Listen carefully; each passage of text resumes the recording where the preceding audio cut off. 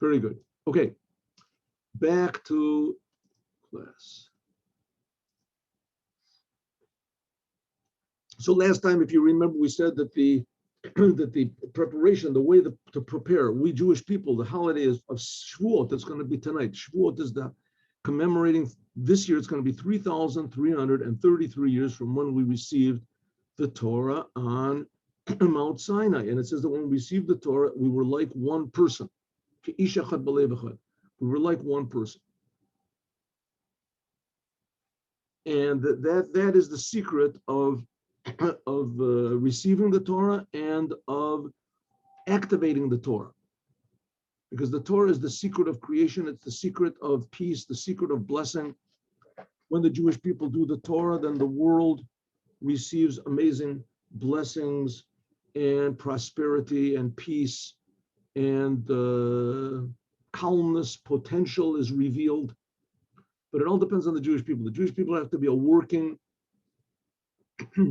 like I said before, if it's like getting a Stradivarius violin's worth $20 million and you can't tune it. Something's wrong with it. You can't tune it up. So the whole thing is worth nothing.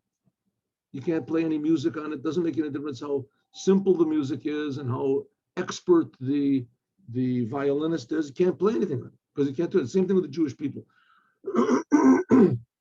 The Jewish people are supposed to be the purveyors. They're supposed to give over this amazing blessings to the world, but it depends on the vessel. The vessel is their love of one another. They have to be in working order. You have to get them in tune. So that refers to also now. The Jews receive the Torah, okay, but now we have to activate the Torah. We have to use the Torah, what the Torah is for, to bring blessing to the world. That's supposed to be our job.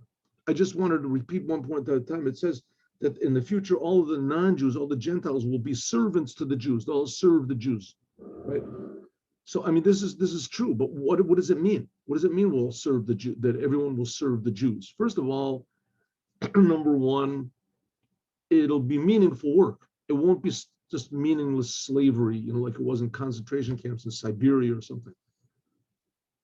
And number one. Number two, the work will be under the best conditions. The money won't be lacking in the world. There'll be plenty. Number three, people like to work. One of the worst things is to be unemployed. Right? One of the worst things, the Lubavitcher Rebbe was very against retirement. Very against retirement. It says a person is retired, he's got no reason to wake up in the morning. Sure, he can do whatever he wants to, but he doesn't know what he wants to do. Right? Doesn't know what he wants. Nobody needs him. Of course, we're talking about the person has a meaningful job. He works somewhere where he feels that he's contributing somehow or other to society, to mankind, to meaning, to something. So in this case, the whole purpose of the Jewish people is only to bring blessing to the world. That's the whole purpose of the Jewish people. It's not power, it's not pleasure, it's not aggrandizement, it's not making money.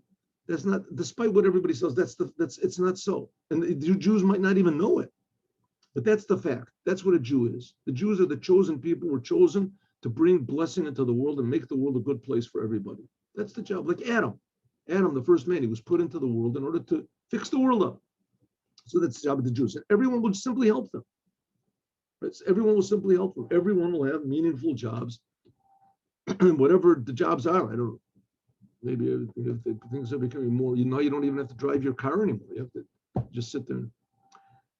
Okay, the reason, this is in Yiddish, the reason was to Kabbalah Sator, but the problem is the Jews have to have love of one another. If they don't have love for one another, then it's like the Stradivarius guitar, the violin, that you can't tune up. You have to tune them up first. The reason that they're receiving the Torah depends on a preface. You have to have first Ahavat Yisroel, loving every Jew. Vetman verstehen, we can understand mit nach ader klaren, with another explanation. For was Matan Torah? Why is it Matan Torah deserves sein mispar from Shishim Riboy? Why do they have to be 600,000 Jews? Alle gleich, every Jew is counted equally. On Unterstate, without any difference, no difference between each and every one of them. Every Jew was counted number one. And then finally you got to the number of, what was it, 603,550. And that's not counting the Levites. The Levites were another 22,000. And this was only counting the regular Jews was counting 20 years and up. Some people say from 20 to 60. And the Levites, this was counting them from 1 month up. Right, from 1 month up. In any case, why did they have to count the Jews? What was so important? The Verschiedenkeit, the differences from Yidden, Einheit and Sveiter, from one to the other, is noch kochas operatim. This is only in their personal characters. Mitzad dem etzem neshama, from the essence of the soul, zayin alle gleich, they're all the same. Darfon, like it says when Moses went into Paro, it says, God says, go into Paro and say, my son, my chosen one, Israel, B'ni B'chor Yisrael. And later on it says, you are sons of God, right? Don't make a mark in your flesh or whatever. Therefore, Zayin B'shas Matan Torah, therefore at the time of giving of the Torah was done, which then is the Eibishter Kivyochel, God was joined, verbunden, Zayin, he gave over his essence. Anochi, that's the first of the 10 commandments, is I. Mit etzem from Yidden, with the essence of the Jews, umitzada etzem, because of this essence, is neshamos matimos. It says that all the souls are exactly twins. They're exactly the same. There's one Father with all of for all of us. Therefore, Zayin Geven, all the Shishim Ribo Yidden gleich. Therefore, all the Jews were exactly the same. According to this, there's also ways you can see nowadays that the Jews are different. One way is that you take a totally non-religious Jew, that his parents were not religious, his grandparents were not religious, and you ask him if he's Jewish, he says, yeah, I'm a Jew. Are you Jewish? Yeah, I'm a Jew. The person might not even know what it means. He has no idea what it means to be a Jew, but he knows he's a Jew, right? Ask an Irishman, ask a Catholic, ask a whatever it is, a Muslim, ask a Buddhist. If it's 3 generations that he's not religious, his grandparents weren't religious, and they didn't identify as whatever religion, Catholics or whatever. 3, 4, he won't say, "Am I a Catholic? I'm not a Catholic." No, I'm not. What religion? No religion. I'm never in religion. You sure you're not Catholic? I mean, your name is like, McGregor or something like that. It's, man, this came from my great-great-grandfather. My great-great-grandma. Not the case with Jews. Jews say, oh yeah, I'm a Jew. That's one. Number 2 is this doesn't go away. Everybody hates the Jews. It's a thing that keeps popping up all the time. All the time they make up new reasons why, because they have the land of Israel, they have all the money, they have this, that. It comes up all the time to take over the world. All of a sudden there's new reasons why, but the one constant theme is people don't like the Jews. They hate the Jews. Anti-Semitism. Right? It doesn't make any sense. People hate blacks. No, they don't like the color black. Okay, they have something to pin it. The guy's not normal. You have to put him in a mental institution, but at least there's a color. He doesn't like Mexicans because they speak Spanish. What is it about the Jews you don't like? Exactly. They have a different color. They have a different language. They try to, as much as possible, blend in with everybody. Right? Much as possible, they try to blend in. They're ashamed of it. They don't like it. But then nevertheless, they deny it. But when it comes down to it, they say, yeah, they're a Jew. Here we are. And people hate them. Why do they hate them? Just because so he says you can see there's little things that pop up about a Jew, but the fact of the matter is the essence of every Jew is the same. According to this, Vedman Oich Verstehen, we could also understand the reason was the Hachana, the preparation for the giving of the Torah is loving. Every Jew must love every other Jew. Viola, because not that you have to love every other Jew, you have to get along with them and you have to appreciate it, you have to lend him money and you have to let him live in your house. That's not what it means. It means that you have to feel down deep that the essence of this person, it could be that he's a terrible person, whatever, but there's something essentially really valuable, precious about this person that completely overrides everything else, right? Everything else.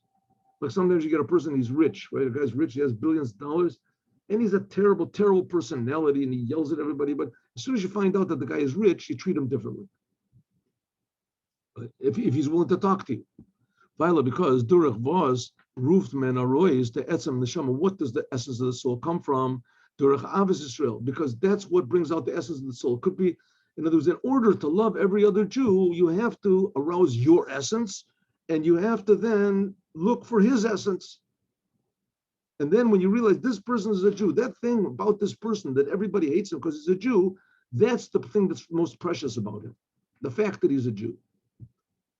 And the only way that I can really appreciate this is if I arouse this part inside of me, this eternal, unexplainable theme that's running inside of me all the time. The Torah, he brought a story, a saying from the Baal Shem Tov. And it says like this about loving every Jew, even simple people. It says like this, Tefillin Damari Alma Makasi Bahu. It says that all the commandments that the Jews do, God does. This doesn't make any sense, but nevertheless, it doesn't make any sense that God gave us commandments, that God cares. It says that God's will to do, that we should do these commandments, that will is called his commandments. So it says God does all the commandments. So we put on tefillin. What's written in our tefillin? Right, there's 4 parchments. The main one is, listen, Jews, God is one. No, what's written in God's tefillin? What's written in the parchments? It says, Mi kamcha Yisrael go echad boretz. Who is like your people, God? Who is like your people, like the Jews? One nation in the world. Our job is to bring the oneness of God into the world. In other words, in our tefillin, we're praising God. And in God's tefillin, he's praising us. Right, that's God's tefillin of the Jewish people. Yidden, Zainen, them, Eberster's tefillin. The Jewish people, they are the tefillin, how do they call it in English? The phylacteries of God. Where they got this word from, I have absolutely no idea. But that's in tefillin is Faran, there are tefillin shel yad. There's 2 boxes of the tefillin. One is you put on your hand, on your arm, and the other one you put on your head. Und tefillin shel rosh, and tefillin on the head. Beide Zainen a mitzvah. Both of them are a commandment. Umechuyav a bracha, and you have to have a blessing on both of them. On both of them. Some people, if you have both tefillin, some people make only one blessing that covers both. But the fact of the matter is that they're 2 separate commandments. The fact is, it's 2 separate commandments. Tefillin of the hand is one commandment, and the head is the other one. See, ayin bracha. So some people make one, some people make 2. Like that first in the dayos, according to the different opinions. When a nachas at tefillin shel yad is kodem nachas tefillin shel rosh. But everyone agrees that you put on the arm tefillin before the head. Okay, so what do you say? The tefillin of God, they're the Jewish people, and the hand ones are higher than the head ones. Azoi oich is also the tefillin mari, almost the same thing as the tefillin of God. Zayin tefillin shel yad. There are what's called the tefillin, hand tefillin. There's Jews. What is the tefillin of God? The Jews. Said there's Jews that are only relevant to the arm. What does it mean? Avdim tovim, simple people that all they do is they do commandments. Kodem to tefillin seros. This is above. Maybe they do one commandment. This is first. Before you have to. They take preference over the Jews that are the head. What are the head? The head of the geniuses, the people who learn the Torah, they know. The Torah, the Torah has aroused by a lot of Jews. Ahavat Yisroel. This saying of the Baal Shem Tov, this aroused by his followers a love also for simple people. Because the pupils of the Baal Shem Tov were geniuses, and they all knew all the Torah. And they were working at the Torah all the time. They didn't have time for simple people. The Baal Shem Tov did have time for it, but he was special. It's not like he's a special person. You can't be like him, right? This is wrong. You can be like him. That's what the Baal Shem Tov said. You should know that you, my pupils, you're like the head tefillin of God. But the arm tefillin of God, and they take preference, they come first. That's the simple Jews. This aroused in his pupils a tremendous love and appreciation for simple Jews. Barum, because Marim of Dim Tovim Zayin Nach Hecher, because the people who are doing just good deeds, they're higher than the people who learn in one aspect, in one way, of course. Vias Verit, they're clear, like it's explained in a lot of places. as in Anishim Peshutim, that in simple people there is revealed the simpleness of God's essence. Now we have a little bit of a higher reason. So why should you love every Jew, even the most simple Jews? Because they are God's tefillin of the arm, and the arm tefillin come before the head. A Rav Tzaddik Reb Zusha, there was Rabbi Zusha Me'anepoli, and he had a brother. His brother was called Elimelech of Lezinsk, and they were both followers of the second Hasidic Rebbe. It was called the first Rebbe of Chabad also. They were together. So it says that that Reb Zusha from Manipoli told the story to the Alter Rebbe, which he heard from his brother Rebbe Elimelech. As by them Magid, that by the Magid of Mezrich, he was the successor of the Baal Shem Tov. Zayin and Gaven Mishmaras Shel Talmidim, he had there was an order of these pupils that would take care of him. That would help him, bring him water if he needed it, whatever, bring him his shoes. Gaven. Amal, but because the Magid was sitting and learning all the time and praying, and Amal once is mine mishmarat. He says it was his turn, that he had to be there ready if the Rebbe wanted something to help him. Be the Rebbe's servant, assistant. Tarzel Elimelech, Rabbi Elimelech said, as Mir Garufen, the Magid of Mezrich, Rav Dovber of Mezrich, that was his name. He called Rabbi Elimelech that it was his turn. Rabbi Elimelech, it was his turn to assist the Magid, and he said, Melech, vos men sagt, do you hear? Here's what's the sagt in Mesivta Rekir. Did you hear what they say in the heavenly court? As Ahavat Yisroel is lieb haben a Rasha Gomer azoy v'yatzadik Gomer. Says you should have love for a total evil Jew, the same way you have for a totally holy Jew. You have love. Same love. Therefore, this saying from the Magid is had an oftu. This had an effect of them vort from the Baal Shem. I'm sorry. This had an advantage. It was better than what the Baal Shem Tov said. Why? Because the Baal Shem Tov said he was only talking about simple people. You should have simple Jews. You should have love for them. But the Magid of Mezrich was talking about even evil people, a Rasha Gomer, even totally evil people, like you love a total tzaddik. Now we have the first Rebbe of Chabad. What did he say? He added something also. Their Alter Rebbe Zok, the Alter Rebbe said, Ahavat Yisroel is migadol ad katan, and Ahavav is by achim mamish. It's like the love between brothers. Was das is Ahava atzmis. This is an essential love. Und das this means after loving your neighbor as yourself, just like a person loves himself. Ava atzmo. We have no idea how much we love ourselves. It's crazy things that people are willing to do because they love themselves. Excuses we make up and etc. Is dach and ava atzmis. A person loves himself beyond all logic. Nit mitzad cheshbon is not because I love myself because I'm so successful, because I'm so beautiful, because I'm so strong. It could be that I'm a total loser, and it could be that I'm really ugly, and that I'm a thief, and the worst things in the world. Right? And nevertheless, if someone would do these things to me, I would hate him. Which therefore is dach al kol p'shaim t'chase ava. Therefore, it says on all sins, love covers over. Thus says this means as the afilu b'shas alion kent, even at the time when he knows that he is doing sins. Varum is bofen kazeh as afilu mitzad zayin ahava ken nit naren un ein naren. He can't fool himself and make excuses as does zayin and nit kain b'shaim. A person who does sins, even he knows that they're sins. He's sure, but nevertheless, what do people do? He doesn't hate himself. Because the ahava, their length, and azoy tifa, or because the love that a person has for himself comes from such a deep place, was the pshoim, which sins don't touch there at all.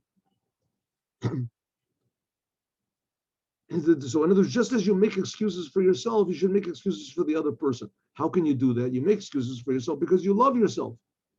You see yourself from the inside. The other person you only see from the outside. So the answer is try to see the other person from the inside also. Make excuses for him. You can do it. Imagine that it was you that did it. Make excuses.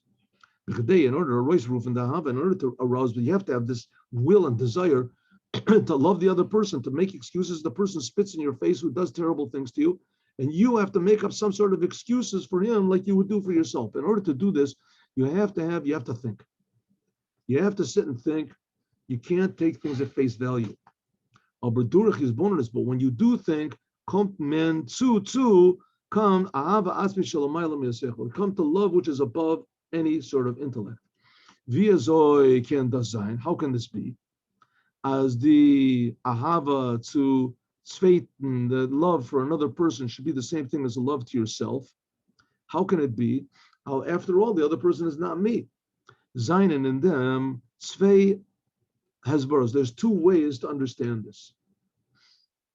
Now, again, what are we talking about this love? Because without the love, you can't really receive the Torah and you cannot really activate the Torah. The Torah is supposed to bring blessing to the world.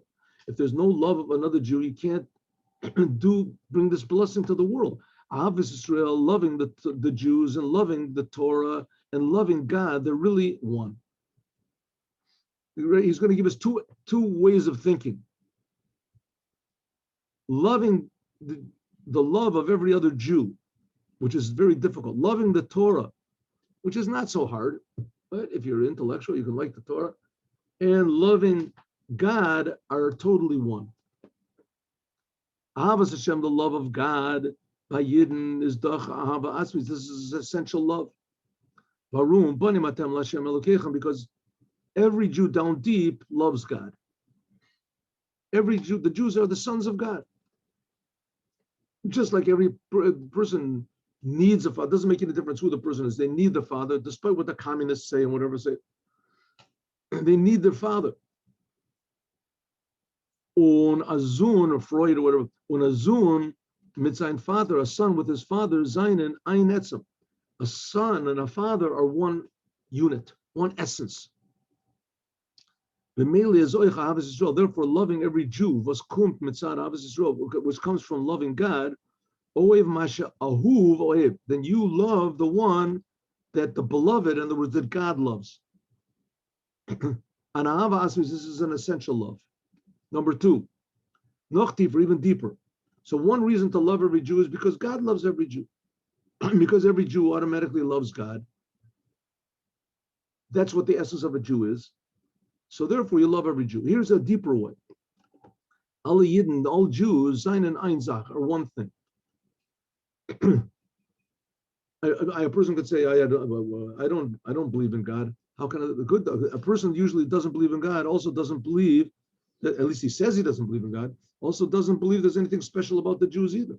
Here the Rebbe says there's fact. The fact is every Jew is special. The fact is every Jew is the son of God. The fact is we have to love God. That's the fact. You want to love, you want to utilize the Torah. The Torah is the will of God, right? I don't believe in that either. Okay, but if you do believe that the Torah is the will of God and that the Torah is the way to activate blessings for the world, that's incredible. So the only way to do this is if you have love of every Jew. How are you going to have love of every Jew? First of all, you have to have love of God. Then you have love of God. You realize that God loves every single Jew. So then you're going to be able to love every single Jew as well. Can't be that you love God and you hate everybody that God loves, or anybody. Number two, even deeper, alle Yidden sein and ein Zach. All the Jews are one thing. Es ist sein etzem, one essence. Kommt Europa jeder from the verschiedene Chalakim. There's one essence that comes in all of these different aspects. Is doch der nit keine Ahava zu jenen. So you're not really loving another person. You really ended up, you're loving yourself. All the Jews are one. It's like your own toe and your eyeball. You know, your own toe is your toe. Somebody comes up to you and says, here, I'll give you $10,000, $100,000. Let me cut your toe off. So you're nuts. Get out of here, right? I mean, if he says, okay, I'll give you $1 million. You say, you're going to do it with anesthetic? No, I want to cut off your toe. I'll give you $1 million. Say to the person, unless you really need the money, right? Then you might even give your eye also, who knows? But generally speaking, my toe is just as precious to me as my eye. It's me, it's part of me, right? It's part of me. The same thing with all the Jews are like one big body. So nobody wants to lose a toe or an ear or whatever. So the same thing is really, it's loving yourself. It's not another separate person. Ken Menzoga, we can say possibly that which the Alter Rebbe said, this is even higher than the others, what the Baal Shem Tov said and what the Maggid said. The Baal Shem Tov said that you have to love a simple Jew. The Maggid said you have to love even an evil person, an evil Jew, just like yourself. Why? Because because both of these are from your understanding and from Abgemasterkeit, and because you measured, right? You're saying, okay, he's equal to me, this is equal. The Raya, what's the proof, is that it goes into these different levels. This person is a tzaddik gomer, this person is a rasha, etc. There's differences. Ahava kamocha, like the Alter Rebbe said that you should love your fellow Jew like yourself. What does it mean, like yourself? This means you don't have to meditate so much about the other person and what level he's at and whatever. This other person is really me. Das hat am lieb sich allein. Means loving yourself. A person has whatever it is, a pain in his toe, so he goes to the doctor and takes care of it. Doesn't cut it off. It's part of him. Unless it's endangering his life or something, it can't be fixed up. So the Rebbe says every single Jew can be fixed up. They can be brought to awareness of the fact that they're Jews and that they can serve God, love the Zaynetzim. When a Zoy, the Ahava from Achim Mamish, same thing about true brothers. In other words, here you're loving another Jew because he is yourself. It's one part of a big body. The same thing is also with brothers, true brotherly love. And that's why it's always referred, in English, it's called brotherly love, brotherly love. In other words, you should love another person as though he's your brother. But if it's really true brothers, then it's a link, a unification, which is loving the father. Right? It's just like you love your father, that's how you love your brother. But even deeper is just you loving yourself. People, therefore, that you should look at another Jew that he's not another Jew, that he's really me. Like them, according to this, his verstanding, it's understood the connection between loving every Jew and receiving the Torah, and why there has to be 600,000 Jews, because each one is different, but on the other hand, each one is exactly the same. And when you have this one common theme, you reveal this one common theme, then it becomes very beautiful. Then the differences become in harmony. Well, Durach Ahava, because loving every Jew, says Vayichan Yisroel, the Jews camped like one person, Ani Schalkos, without any distinctions, any differences. Roofed Menarois, we arouse the essence of the soul. Now, who would ever dream that there is even such a thing as an essence of the soul? There's a lot of people in the world that don't believe in God, or if they do, they believe in idols, or they believe in something. The job of the Jewish people is to bring everybody to realize that there's really a creator, and the creator is creating us, and the creator is creating us because he cares. He is creating us from love, every single person. But that's what's called the essence of God. And the essence of God is really here in the world, is creating everybody. The only people that know this, the only people that have an ability to reveal this are the Jews. We see all the other religions in the world, they never came, that they're free to do whatever they want to. They don't come to the conclusion that there's God, and he gave the Torah to the Jewish people, and it's a historical fact. Because they don't feel this inside of themselves. The Jews do. And the Jews their job is to bring this oneness of God and the laws of the Torah to all mankind, with non-Jews, 7 Noahide commandments. Was all the Yidden Zayin and Ein Etzem, which all the Jews are one unit. Durach dem, by means of this, can men nemen kivyachu, we can take the essence of God, the first of the 10 commandments, the first word of the 10 commandments. Like it says that when God gave the Torah, it says Anochi. The word Anochi is Ana, the first letters. It says in the Talmud, in the Gemara and Shabbos. Ana nafshi katavit yahavit. God said the word Anochi, I, my soul, wrote down and gave. It was brought in the first paragraph of this. God gave it, when God gave the Torah, he gave himself. Etzem from Etzem Eibishter, the essence of God. And God didn't just give the Torah 3,000 years ago, and that's it. Right? You want to get in, you have to knock on the door, to what was back. This is God's will right now. God just revealed it to us.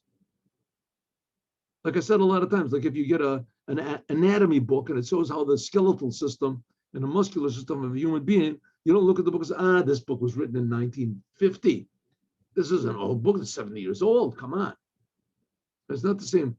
That's ridiculous. This is just showing us what a man is. The Torah is just showing us what Hashem is right now.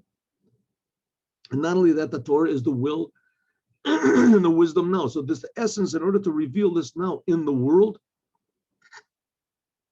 it depends on the Jewish people being in harmony, having love, appreciation one of the other, because we're all one person. Was hat sich abgegeben, that God, because just like God totally gave his essence through the Torah, he gave to the essence of the Jews, and the essence of the Jews is to make this world a beautiful, blessed place. That's the essence through the Torah, but it all depends on the Jews getting along with one another. So we have all these reasons for a Jew loving another. We have the simple Jews are like the God's hand to fill in, so they're important. And then we have even an evil Jew, you're supposed to love him like a righteous Jew. And according to Alter Rebbe, you're not even supposed to make any distinctions. Evil, righteous, it's just one big body, all the Jewish people. And the job is the purpose of the Jewish people is to make blessing and meaning in the entire world. And that is the Sicha of the Rebbe. Now let's go and start a little bit. We'll learn a little bit the